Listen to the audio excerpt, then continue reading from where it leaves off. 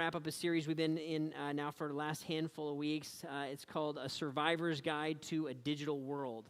And we've been looking at, man, how do we use technology in a way that is helpful to us and not harmful? And that is maybe it sounds easier than it actually is in a lot of ways.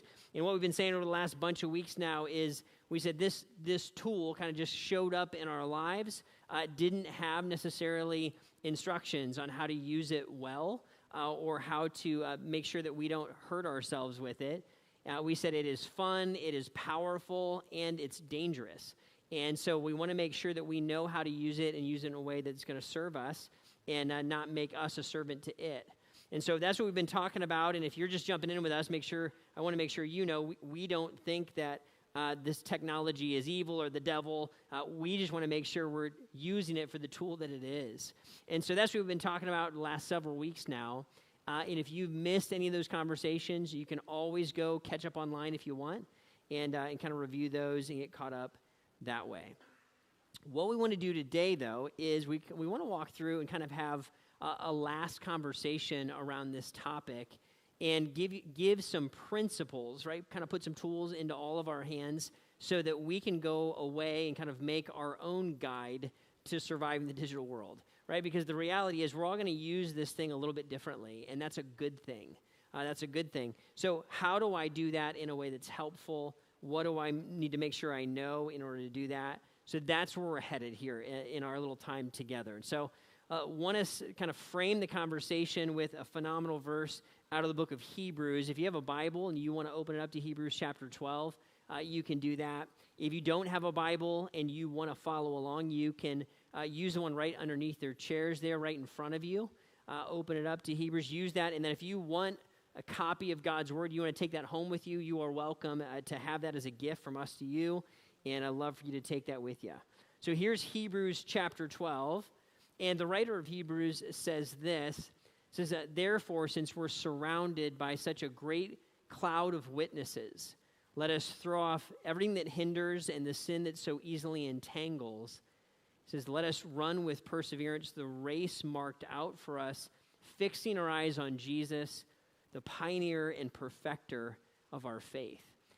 And the writer here has just walked through in chapter 11, kind of reviewing a bunch of awesome stories of people that have lived by faith, people who have said, hey, I'm going to make my life about what God says my life is about. And they would take that approach and take those steps, and that, for many of them, that would cause them to be put into situations that were difficult, sometimes dangerous, sometimes they had to wait for a long time for God to show up, but they're always living by faith was kind of the mantra that goes through all of chapter 11. So when we come to chapter 12, what the author of Hebrews is saying is he's saying, hey, you've got all these people that have come before you, right? You got all these people that have lived and have lived by faith. So since we're surrounded by all these people that have operated by faith, he's going to kind of say, now it's our turn, right? Now it's our turn. Let us throw off everything that hinders, and let us throw off the sin that gets us snagged away from the race. And he says, let us run with perseverance, right? This race that's marked out for us. And he says, we want to fix our eyes on Jesus, who's the one who started and the one who's going to finish and perfect our faith. It's kind of the big idea. And that's what he's calling us to do. In a lot of ways, here's maybe how we think of it, right? He's going to look at us and say, hey, our race that we have is towards the person of Jesus. We're going to keep our eyes fixed on him, and there is a race that is marked out for us. This isn't a race that leaders or people of faith can come back from ancient history and run. This is the race that only you and I can run. It's kind of fascinating when you start to think about it, but every single human being is created uniquely in the image of God. And what we are called to, the purpose that we're called to embrace is we're called to let God use our lives for his glory, to make him look good. And he has a purpose and a plan that he uniquely wants to show up and utilize in each of our lives. What I want to make sure as we start this conversation is we get this thing kind of in the right ballpark, right? What I want to do, if I'm going to think about how to utilize this tool, is I want to think about this tool is just one of many different tools and many different things in my life that, if I think of it the right way, can be helpful to me in running my race. So I want to put it in that category. I want to determine my purpose is this. I am determined, right? And I want to determine that this is why I'm on the planet. I'm not just existing. I'm not just killing time until retirement. I'm not just trying to numb my way through life. What I'm doing is I'm looking and saying, this is the reason that I'm on the planet, and I want to determine to pursue my God-given purpose. And I want you to hear that today. Even if you're here and you're investigating your faith, you need to know and understand God has a purpose for your life. You're not an accident. You're not an oops. You're not a mistake. And frankly, you and I probably naturally have a hard time discovering that without God's word. At least I did. I didn't grow up in the church. And what I was looking for, I didn't know it, what I was looking for was the purpose that God had for my life. I had lived for a bunch of other things along the way. And then what I found was God had a design and a purpose for me, and that when I embraced that, I kind of came to life. I found the joy and the peace that he's, and what I want to do is grab hold of that and live in that more and more. He has that for each of us. Here's what the Apostle Paul would say. This is 2 Corinthians 5. For Christ's love compels us, because we are convinced that one died for all, and therefore all died.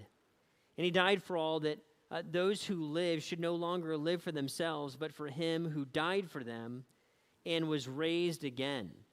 So here's the idea, right? That the love of Christ, right? Christ's love for us is the driver that propels me forward into the race. This is huge, right? I just want to make sure this is super clear. We don't pursue a life of purpose to earn something from God.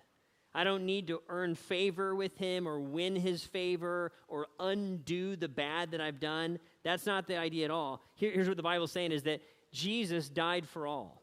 That the Son of God on purpose came to the planet, lived a perfect life, died an innocent death, rose from the dead, and then what he does is he offers you and I life in his name.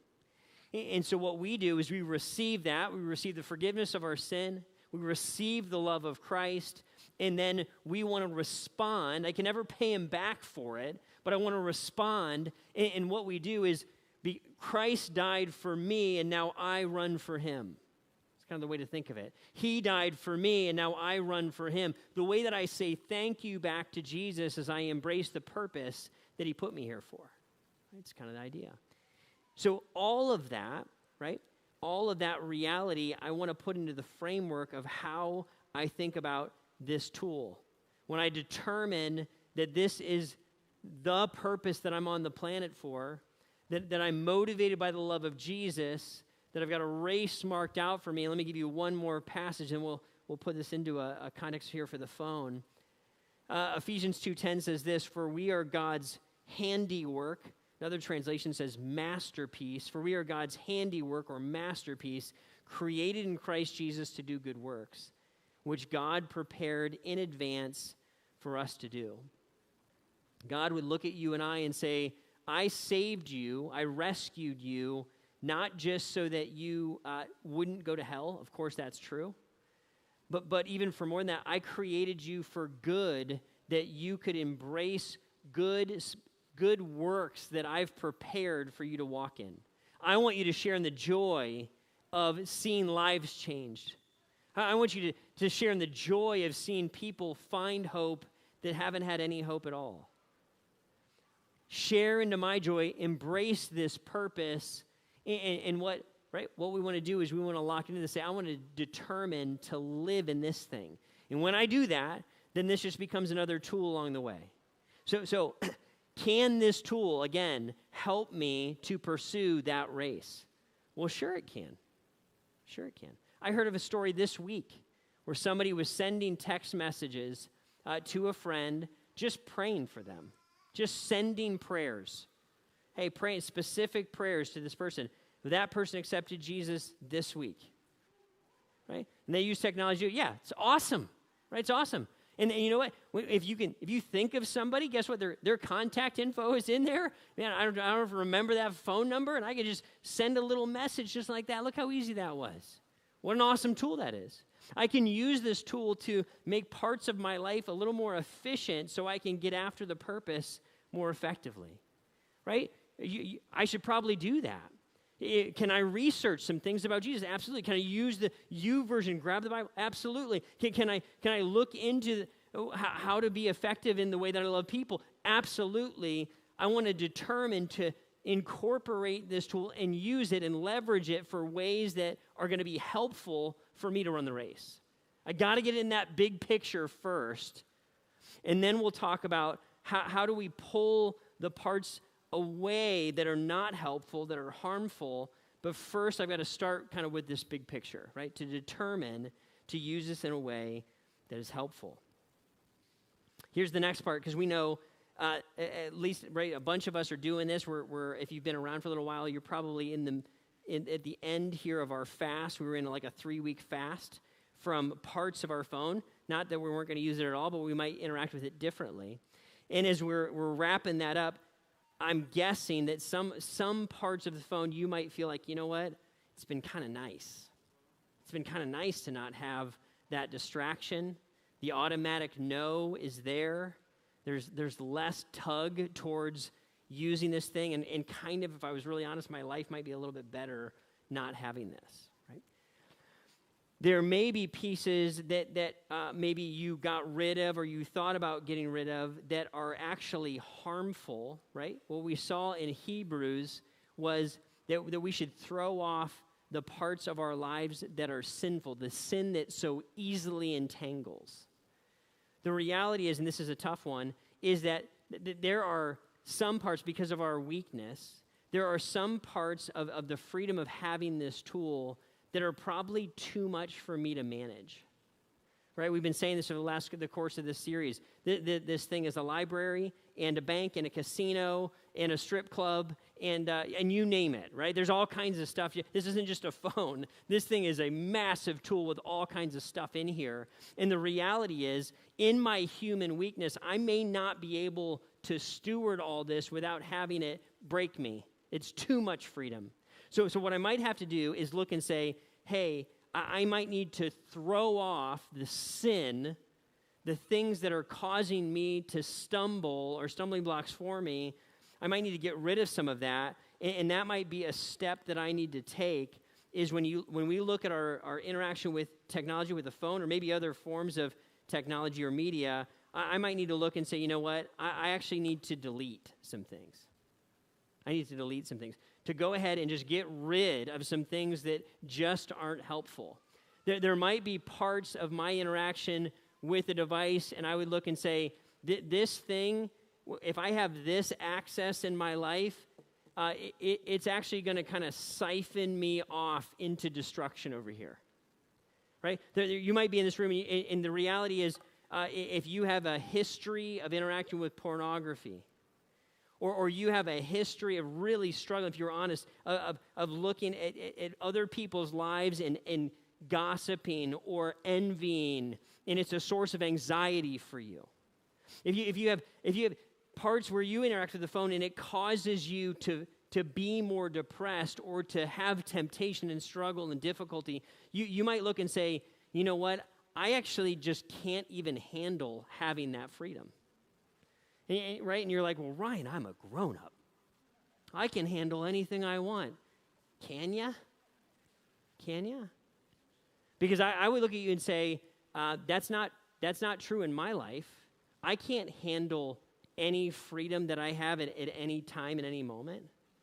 I have limitations in my life because I just don't even want to have access to some things.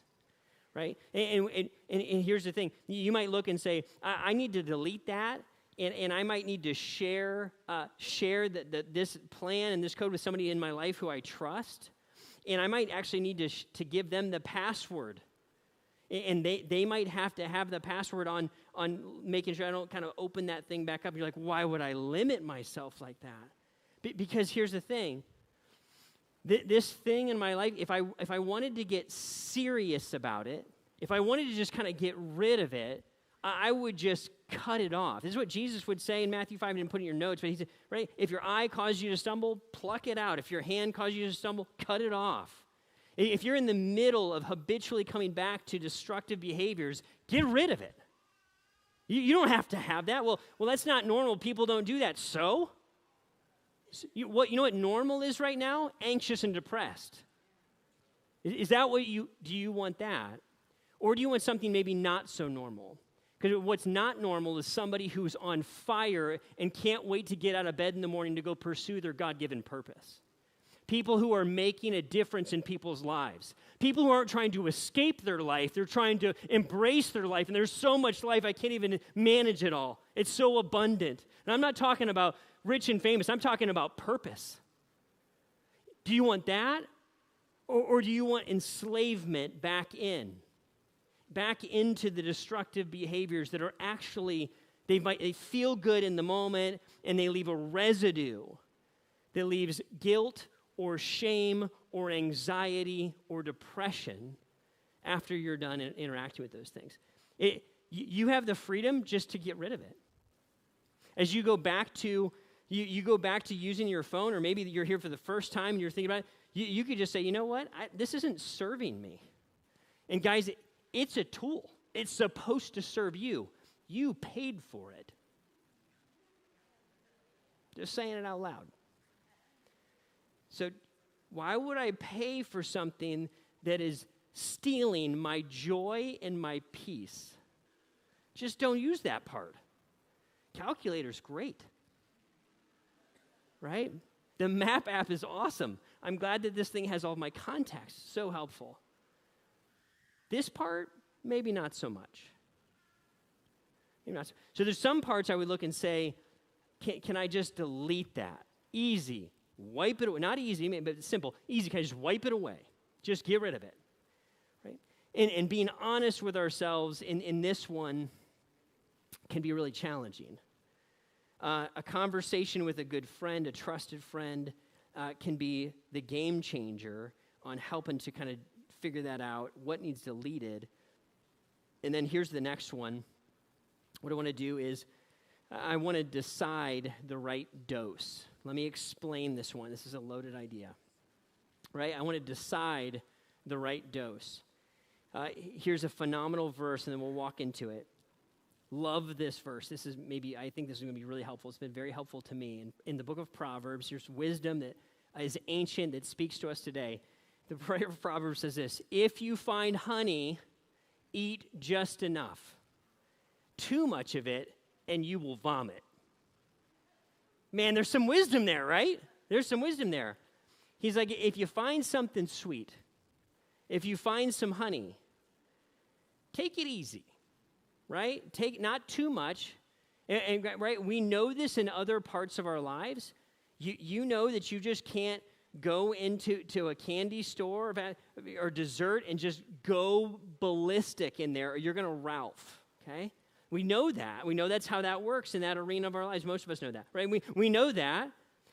What we don't know is that when I find something fun and entertaining, that I just can't, I actually have to draw a limit around it. I need to have just enough, or else that thing becomes too big in my life. And watch how it works out. Here's how I think of it. There are parts and pieces, sweet parts of life that we kind of enjoy along the way of the race. They're wonderful. They're fine. They're entertainment, right? They're playing little games. They're little things here and there. Those little sweet parts, those little pockets of honey, are awesome and can be enjoyed with gratitude. I can give thanks for them while I enjoy them. If I don't limit them, if I just let that thing run, what happens is it ends up blocking my purpose. it got too big in my life. It got too big in my life. It filled too much space in my life. Is this making sense? I don't think I intended to play that video game that much or watch that much Netflix or do X, Y, whatever it is. Maybe it's not necessarily harmful, but it became too much in my life, and it actually blocked my purpose. Well, one of the things that I find, I think in our culture in our day is certainly this is dangerous, this road down here. What's equally as dangerous is this blockade right here. Neutral things that are not necessarily right or wrong, they're just little bits of honey that I've allowed to grow so much that now they're taking up too much of my life. So I have to decide what's the right dose. What's the right dose? Right? What's the limit that I might need to put on that app? What's the limitation? Is 7 hours of that a day really the limit I want? Maybe what I need to do is figure out maybe a half an hour or 15 minutes is probably about right. And maybe I've got to give the passcode of the screen time or however you do it, right, to the person in your life. And you're like, really, man? I've got to put limitations on myself like this? I'm a grown-up. Guys, it's just how it is. I've got, just so you know, I've got to do it too. Right? I'm like, honey, can I have more screen time? Right? For real. I mean, it's just a real thing. I need the accountability, and I'm guessing you probably do too. If we're going to do this arrow. If your life doesn't matter, and you're just here for a little while, and you just want to feel good and waste your life, then don't listen to this. If you're here on purpose, and you want at the end of your days to look back and say, I'm glad that I lived that way. When you look back on the changed lives that will be surrounded your path, if you want that, then maybe we need to do this. Because here's the reality. Right, because you're like, Ryan, what's really so wrong about that little bit of a video game or that little extra thing or watching 70 hours of sports this week? Or what's wrong with it? There's nothing really in it. I'm not hurting anybody. Here's what's wrong with it. Here's what's wrong with it.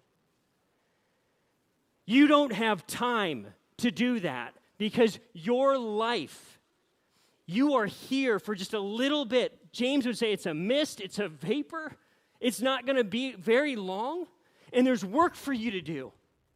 There's people who are dying without hope, who are lost. They're the next generation that needs invested in. There's your children that need invested in. There's your friends who need a text or a phone call from you. The reality is when we lose sight of this arrow, this box becomes acceptable. And what I have to do is I have to decide. Because I have determined that this is what my life's about, I say, you know what? Nope. No. I'm drawing a little box around it. You don't need to delete it. It's not wrong. It just becomes wrong when it takes over so much of my life that it ends up blocking me from my purpose. A little bit of honey, great. Too much, we're sick. And guys, I could throw up charts and graphs that show the increase of anxiety and the increase of depression. And I look at you and say, guys, we're getting sick. We're getting sick. No, that's not the problem. The problem's not, maybe we should try it. Maybe we should try putting the box around the honey a little bit and see if right? Maybe we should make sure the dosage of the parts that maybe don't matter them. What would happen if it just became right-sized in my life and it was just a little moment along the way, not the massive strategy they have to cope with the difficulties of life? Paul would say this. So he said, 1 Corinthians 6, he says, everything's permissible for me, but I won't be mastered by anything. Right? And people were arguing with him saying, hey, we have freedom in Jesus. Hey, man, Jesus saved me. I can do whatever I want. I'm not sinning necessarily. Here's the idea. Paul's going to look and say, yeah, I have the freedom to waste my life. But he's going to look and say, but I'm not going to be mastered by this. I'm going to master this. I will define how this. I'm not going to let it determine and define how I show up in my interaction with it. In what at least in my experience, in order for that to be the case, there almost has to be this a little bit violent, proactive approach to it. I've got to get brutally honest, and I have to have a clear picture of this arrow in order to get serious about removing the parts that are hurting me and minimizing the parts that just don't matter that much. Making sense? Huge. I'm not going to be mastered by anything. See, Ryan, what do we do with this? Here's where I think we need to land.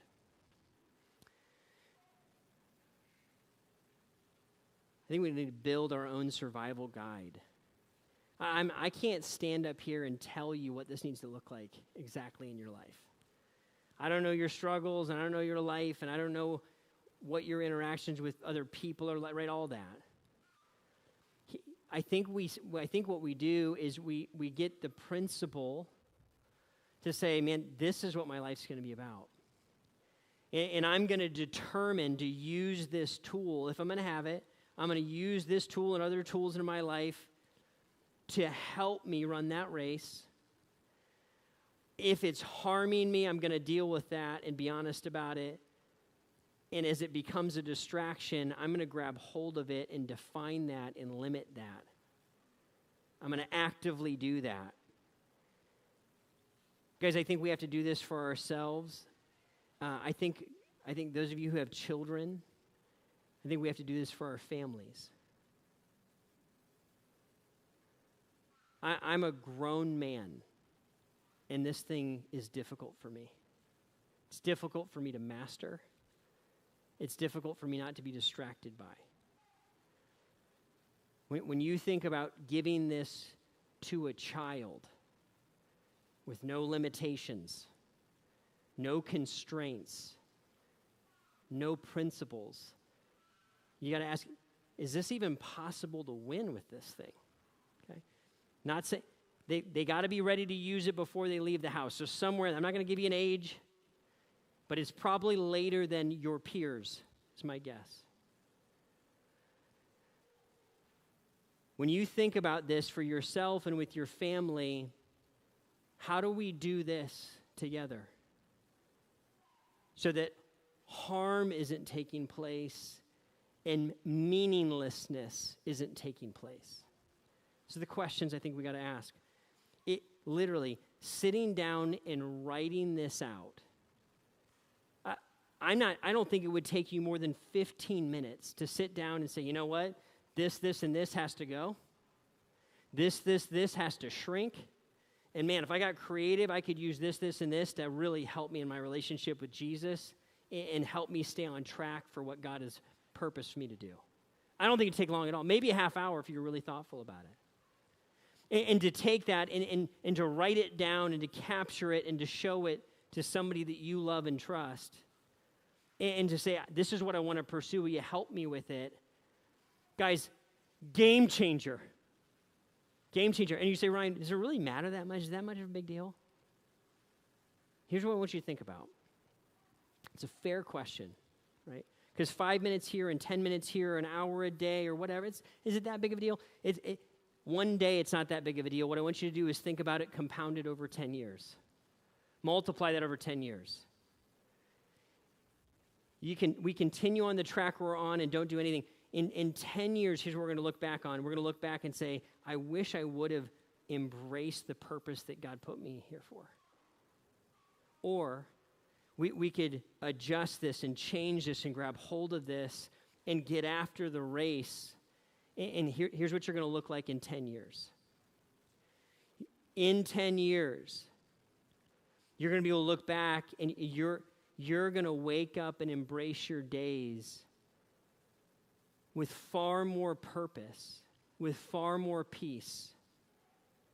You won't even recognize who you are today in 10 years, in that you will grow and mature and thrive, and all of the people around you will thank you because you have moved towards becoming like Jesus. They might not even recognize that any of this had anything to do with it, but who you became on the way.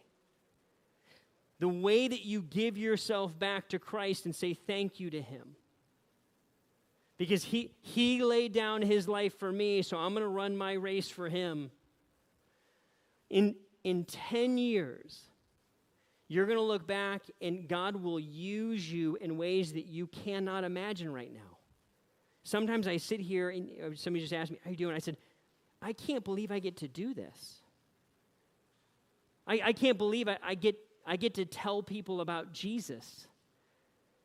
And it has nothing to do with what job you're doing or it's how God is using your life.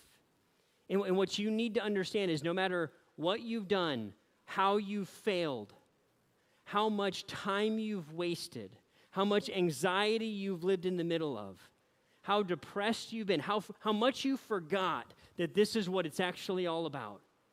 Starting now, starting today, you can embrace what Jesus calls eternal life. And eternal life does not start when we die and go to heaven. It starts when we interact with Jesus. That life, the quality of that life that makes you embrace it and grab hold of it, that starts now. And it's what you're looking for. And it's not always easy. And it's not always pain-free. But it's what you're created to enjoy. It's what I'm created to live in.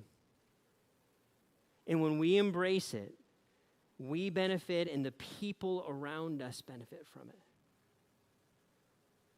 The people around you will become alive, some of them, and on fire and will join you in this race simply because you took the race serious.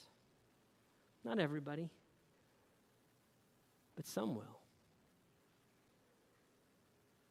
Because your life can matter. Your life can change. We have to resolve to say, nothing will get in the way of that. Not in my life. And you're the only one that can make that decision. What are you going to be about? What will you be so glad that you did 1 or 5 or 10 or 20 years from now?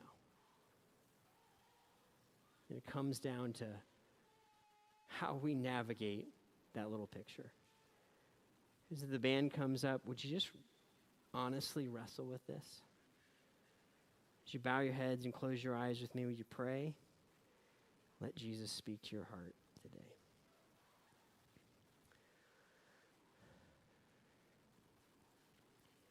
Lord, we know that you are just jealous for our attention. Not because you need it. You're fine on your own, Lord, but you long to have the whole of our heart. Because it's actually what's best for us. You long to have our heart and our soul and our curiosity on fire for what you are trying to do in our lives.